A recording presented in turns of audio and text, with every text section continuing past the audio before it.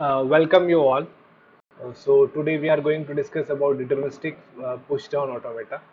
So previous video में अपन ने देखा था पुश डाउन ऑटोमेटा क्या होता है, कैसे बनाया जाता है, जीबी गोबिस की नॉर्मल चॉमस की नॉर्मल फॉर्म और उसको फिर ग्रिबेच नॉर्मल फॉर्म में कन्वर्ट करके और ग्रिबेच नॉर्मल फॉर्म को पुश डाउन ऑटोमेटा में कैसे कन्वर्ट करते हैं अपन ने देखा था। तो आज इस वीडियो में अपन देखेंगे कि किसी particular deterministic push down automata क्या होता है और उसका एक एग्जांपल अपन देखेंगे। जैसा कि अपन ने पिछले वीडियो में देखा था, deterministic push down automata is simply a tuple of this following 7 variables, जो कि अपन को पता है। First variable represent the finite set of states, then input alphabets और symbol, after then transaction function, after then initial state, and after then bottom of the stacks or set of finite states, and at the end stack alphabets। तो ये कुछ 7 variables होते हैं जो किसी deterministic या non deterministic push down automata में होते हैं। लेकिन the difference is that deterministic के अंदर for every input that is exactly specifically one output और one moment, that is known as a deterministic, because each input there is a determine exactly one output, इसलिए इसको deterministic बोलते हैं। और non deterministic के अंदर क्या होता है, एक इनपुट के लिए दो या दो से अधिक आउटपुट हो सकते हैं। दूसरी चीज जो डिटर्मिनिस्टिक होता है उसके अंदर जो ट्रांजैक्शन फंक्शन होता है वो क्या होती है, क्यू उसका मतलब कोई स्टेट, उसके ऊपर जब भी कोई अल्फाबेट्स आता है, अल्फाबेट के अंदर नल वैल्यू भी हो सकती है, एब्सोल्यूट भी हो सकती है, और उसके साथ top of the stack toy के अंदर कोई वैल्यू पड़ी होती है। तो ये जो आपका ट्रांजैक्शन फंक्शन है वो क्या जनरेट करेगा, वो जनरेट करेगा एक दूसरी स्टेट में जाएगा और टॉय की या स्टैक की जो वैल्यू वो क्या करेगा, अपडेट करेगा। इसको इस तरीके से पढ़ते हैं। दूसरी इसके साथ ही मैंने एक चीज लिखी है, ये तो डिटर्मिनिस्टिक पुश डाउन ऑटोमेटा के अंदर ट्रांजैक्शन की वैल्यू थी। सिमिलरली अगर ये नॉन डिटर्मिनिस्टिक होता तो सारी चीजें सेम होती है, बस ट्रांजैक्शन फंक्शन जो है उसके अंदर जब अपन किसी पर्टिकुलर स्टेट के अंदर इनपुट देते तो अपने पास आउटपुट जो आता है वो 2 की पावर में पॉसिबल वेज हो सकते हैं, मतलब इतने मूवमेंट अपने पास पॉसिबल हो सकते थे। तो ये डिफरेंस है डिटर्मिनिस्टिक और non deterministic push down automata के अंदर। ये सिंपल सा कॉन्सेप्ट था। तो डिटर्मिनिस्टिक क्या होती है, it's simply a tuple of 7 variable जिसकी डेफिनेशन मैंने दे रखी है और इसके अंदर ये ट्रांजैक्शन फंक्शंस होता है। ये अपन ने पिछले वीडियो में भी देखा था। नाउ अब अपन इसके ऊपर एक छोटा सा एग्जांपल देख लेते हैं। एग्जांपल क्या है, example is simply design the push down automata accept the expression a and b n where n is greater than equals to 0। इसका मतलब अपन को ऐसा कोई पुश डाउन ऑटोमेटा डिजाइन करना है जो कि एक ऐसी एक्सप्रेशन को एक्सेप्ट करे जहां पर a की पावर n, b की पावर n हो और n क्या आपकी a से एक या एक से ग्रेटर हो। तो सबसे पहले अपन क्या करेंगे, कौन सी लैंग्वेज है, तो अगर अपन इसको देखें तो ये अपन छोटा सा एग्जांपल लिया है जिसको देख के अपन को लगता है कि number of a's are equals to the number of b. का मतलब क्या हो गया, अगर यहाँ पे 5 नंबर ऑफ ए है तो डेफिनेटली यहाँ 5 नंबर ऑफ बी आएंगे। सिमिलरली जितने नंबर ऑफ ए होंगे उतने के एग्जैक्टली उतने नंबर ऑफ क्या होंगे, आपके बी होंगे। ये तो पहली बात जो अपन ने ऑब्जर्व की। दूसरी बात, ये कौन सी लैंग्वेज जनरेट करता है, वह लैंग्वेज जिसमें एक बार ए आने के बाद क्या आएगा, बी आएगा, और बी आने के बाद ए नहीं आएगा। इसका मतलब पहले ए आएंगे फिर उसके बाद बी आएंगे। अपन क्या कह सकते हैं, after b there is a no a at all. तो ये आपकी एक टाइप की आपकी ग्रामर थी या लैंग्वेज थी जिसके अंदर पहले ए आएंगे फिर बी आएंगे, पहला पॉइंट। दूसरा point, number of a are equals to number of b. तो ऐसी लैंग्वेज अपन को जनरेट करनी है। तो उसको कैसे जनरेट करेंगे, देखिए यहाँ पे दो चीजें होती हैं, स्टेट ट्रांजैक्शन फंक्शन और स्टेट ट्रांजिशन डायग्राम। तो पहले स्टेट ट्रांजिशन फंक्शन के बारे में डिस्कस करते हैं।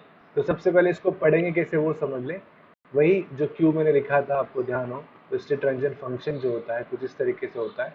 यहाँ पे मैंने लिखा था क्यू और मल्टीप्लाई था, यहाँ पे आप देख सकते हैं पॉज करके पिछले, और यहाँ पे मैंने लिखा था समेशन, और इसके साथ मेरा यूनियन था। यूनियन के अंदर क्या था, एब्सोल्यूट नल वैल्यू भी थी, और उसके साथ ही क्रॉस में मेरा क्या था, टॉप ऑफ द स्टैक। तो टॉप ये देखें अगर यहाँ पे, तो यहाँ पे क्यू नोट क्या है आपका, क्यू नोट आपकी कोई स्टेट है।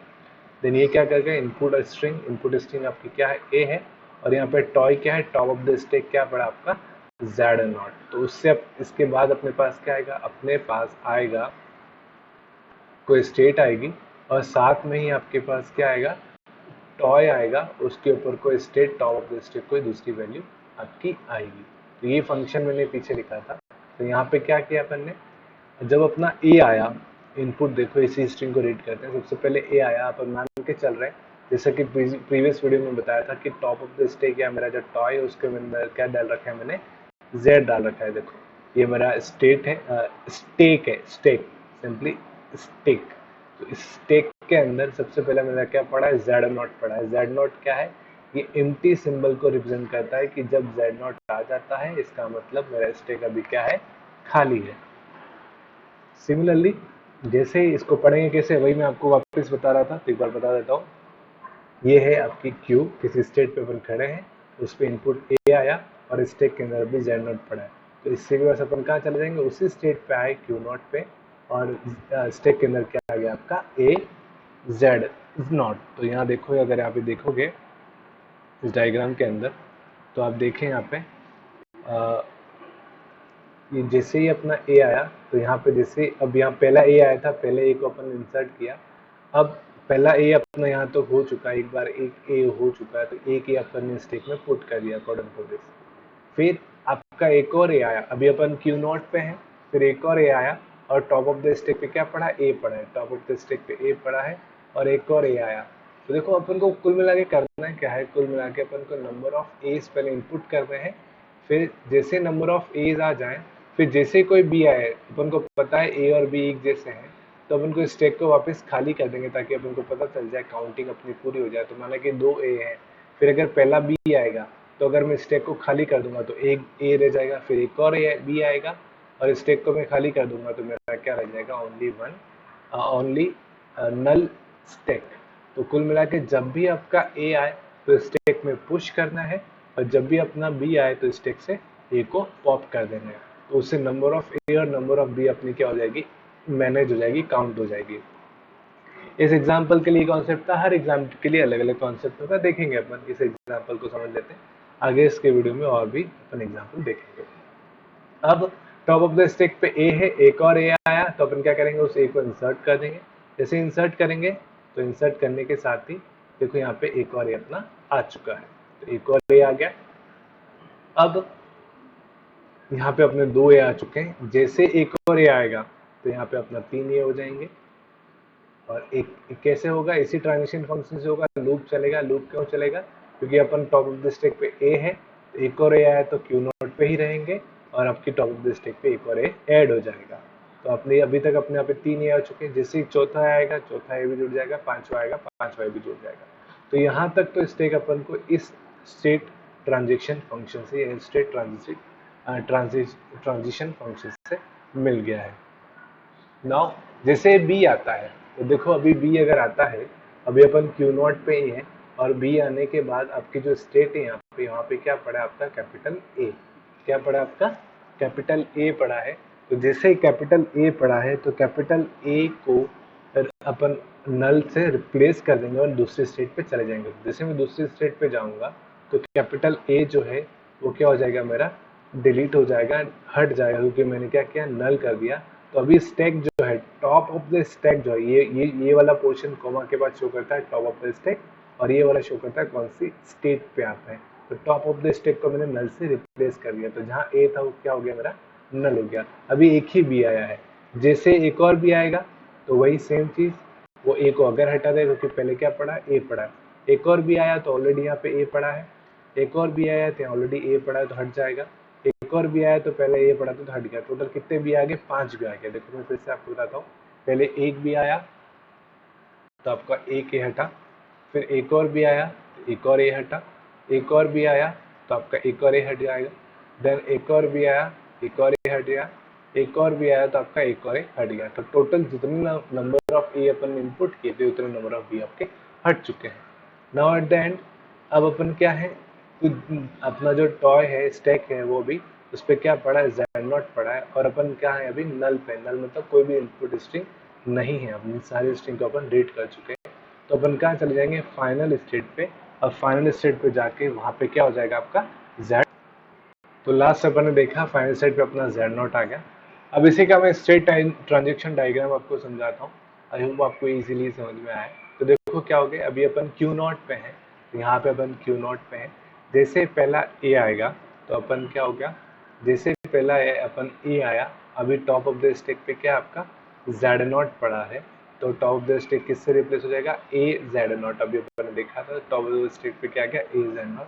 तो पहले एक बार ए आया, फिर एक बार और ए आएगा, तो पहले ए पड़ा है तो एक बार और ए आया, और पहले ए पड़ा है तो ये किससे रिप्लेस हो जाएगा, ए से रिप्लेस हो जाएगा। उसी प्रकार ये 5 बार ए है, तो पहली स्टार्टिंग में ये A Z not top of the stack था तो ए जेड इनपुट हुआ, फिर ए आया और ए ऑलरेडी स्टैक में पड़ा था तो ए से आपका रिप्लेस हो गया। फिर 2 ए आ चुके हैं, जैसे 3 ए आएंगे तो 3 ए ऐड हो जाएंगे, 4 5 इसी प्रकार 5 ए इंसर्ट हो गए। फिर जैसे आपका बी आता है तो अपन किस स्टेट पे जा रहे हैं, Q1 पे जा रहे हैं। जैसे आपका टॉप ऑफ द स्टैक पे ए है, अभी अपने देखा था, मैंने आपको समझाया था, टॉप ऑफ द स्टैक पे भी आपका ए पड़ा है। जैसे ही बी आएगा तो उस ए को पॉप करके उसको किससे रिप्लेस कर देंगे, नल वैल्यू से। तो अपन नल वैल्यू से रिप्लेस किया तो अपन कहाँ पहुंच गए, Q1 पे। अब Q1 पे अगर अपन है तो देखो अभी एक ही बी आया था, तो बी आया था, अपन को ऑपरेशन चेंज करना था, यहाँ से पुश हो रहा था, ऑपरेशन चेंज करना था, इसलिए अपन इस स्टेट को चेंज कर दिया तो Q1 पे आ गया। अब अपन ने पॉप किया ए को, एक ही बी आया, अब 4 बी और आएंगे तो 4 ए को पॉप करना पड़ेगा। उसके लिए अपन एक लूप चला लेंगे कि जब आपका कोई बी आता है, जब आपका कोई बी आता है और टॉप ऑफ द स्टैक पे ए पड़ा है तो वो किससे रिप्लेस आएगा, नल से, जितने भी बी आएंगे। अब नंबर ऑफ ए यहाँ आ चुके हैं, नंबर ऑफ बी यहाँ आ चुके हैं, नंबर ऑफ ए या number of B total equal number ही होंगे इस मशीन के अकॉर्डिंग। एट द एंड जब सारे ए और सारे बी आ जाएंगे तब क्या होगा, तब आपका क्या होगा, नल मूवमेंट होगा। नल मूवमेंट मतलब टॉप ऑफ द स्टैक पे जेड नॉट है, मतलब स्टैक अब खाली है और कोई भी मूवमेंट नहीं है, तो top of the stack already किससे रिमेंस रह जाएगा, जेड नॉट से, मतलब स्टार्टिंग वैल्यू स्टैटिक सिंबल से ही रिप्लेस हो जाएगा। और अपन कहाँ पहुँच जाएंगे, अपन पहुँच जाएंगे फाइनल स्टेट में। तो ये आपका एक छोटा सा कॉन्सेप्ट था, how we can convert this particular grammar और this particular expression into the push down automata. तो अपन ने क्या किया, सबसे पहले स्टेट ट्रांजिशन फंक्शन बनाए और स्टेट ट्रांजिशन फंक्शन बनाया, state transition diagram, it is state transition diagram not a function, it is state transition diagram. ये डायग्राम है आपका स्टेट ट्रांजिशन डायग्राम। तो अपन स्टेट ट्रांजिशन डायग्राम बना और स्टेट ट्रांजिशन क्या था, आपके फंक्शन था। तो एक छोटा सा एग्जांपल था, ये कॉन्टेक्स्ट फ्री ग्रामर का एग्जांपल है। ये जो एक्सप्रेशन है, एक्सप्रेशन को अपन बोलेंगे कॉन्टेक्स्ट फ्री ग्रामर का एक्सप्रेशन है। ये कॉन्टेक्स्ट फ्री लैंग्वेज है जो कि एक्सेप्ट कर रही है ये, और इसका अपन ने पुश डाउन ऑटोमेटा या मशीन बनाई है जो कि इस लैंग्वेज को एक्सेप्ट कर रहा है। ये जो ए की पावर एन बी की पावर एन है, इसको अपन फाइनाइट ऑटोमेटा या डिटर्मिनिस्टिक फाइनाइट ऑटोमेटा से एक्सेप्ट नहीं कर सकते, क्योंकि उसमें मेमोरी नहीं होती है। जिसमें स्टेक होता है, मेमोरी होती है, इस चीज़ को अपन एग्जीक्यूट कर पाते हैं इस मशीन के द्वारा। तो आई होप आपको ये समझ में आया हो।